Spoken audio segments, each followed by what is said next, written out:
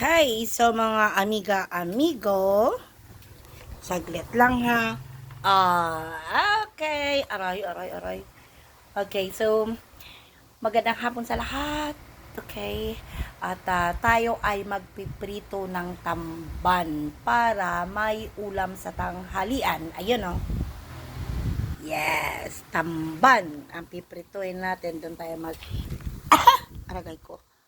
Doon tayo magluluto sa labas. Kasi para hindi mangkoy. Diba? Saglit. Okay. So, ito na.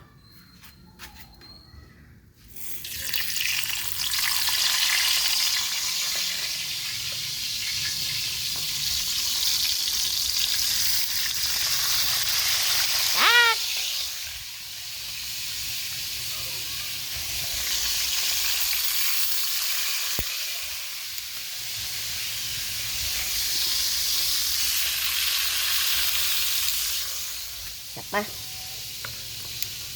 Ito medyo mataba-taba.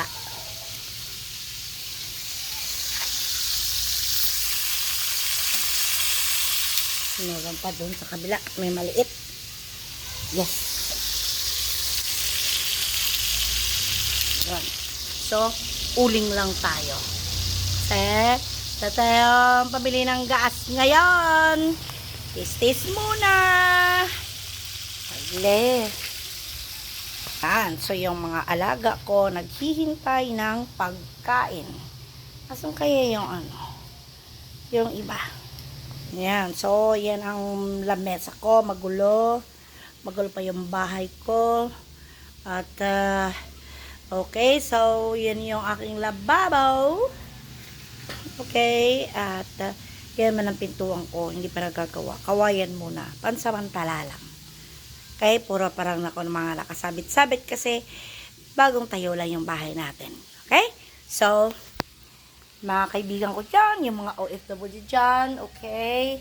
Kumusta na kayo? Sana nasa maayos kayo at nasa mababait na amo kayo lahat dyan. Mag-ingat and pray. See you later. Bye-bye!